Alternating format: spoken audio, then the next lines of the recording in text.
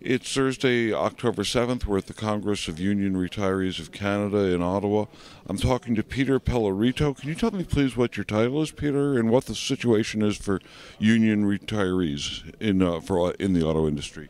Okay, I'm the financial secretary of Local 444 Retirees Chapter, and right now we've been going through some pretty tough negotiations with the corporation, obviously because of the government's attack on workers. They wanted us to give up even more so than we did before. We gave up some money in the first set of negotiations.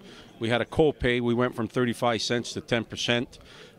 That hit, I think, a lot of retirees that were a little bit leery about the fact that they were going to have to pay more.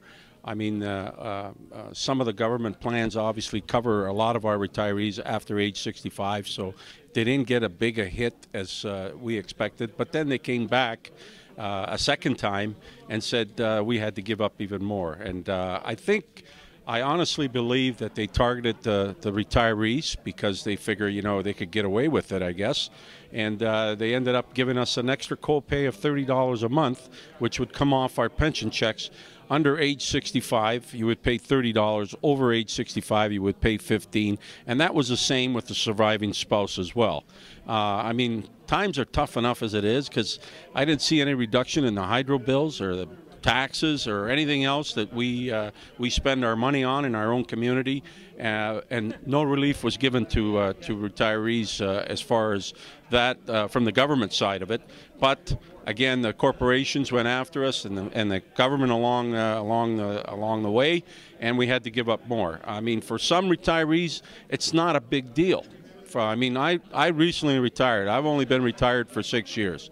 And to tell you honestly, I even got depressed for a certain amount of time. Even though I went out 6 years ago, I got a buyout and everything else, and I don't deny that. My union worked hard. We lost jobs. They compensated for that. And I felt pretty good. But the people on recent layoffs, I take it that they're more concerned. They have more reason for anxiety. Well, not so much at Chrysler, because we did get a little relief. The corporation decided not to cancel our third shift. But when you take into account the Ford workers, for example, in the city of Windsor, I mean, there's a lot of them on layoff right now. Their benefits are being they're going to be cut off shortly because they've been they've been getting benefits for a longer term. Even with the changes that the government is proposing, they're going to be out of the loop. They won't be getting any more EI. They're too young to retire. They have to go back to school. They're doing a lot of retraining. I'm really impressed with the attitude of a lot of the young workers at Ford, for example, who are going back to school and learning new jobs so they can, you know, get into the so-called construction industry, for example, because they are talking about building infrastructure. But it's tough after years of working in the Ford facilities, for example, in Windsor, where we saw higher expectations. We got a new engine, we got you know, more production, and now all of a sudden the bubble burst.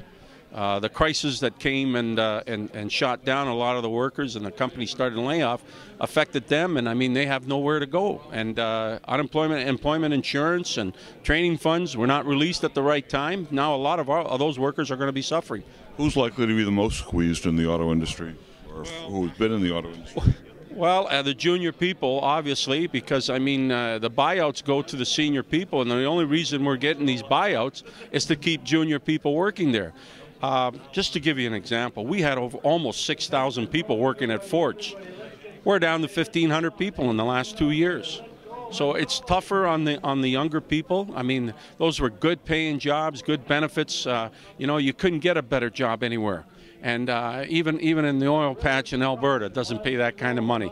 And you know, it's a different atmosphere out there. I mean, prices are higher out there. I mean, they didn't want to leave where they were working. So it's tough on younger people right now in the city of Windsor.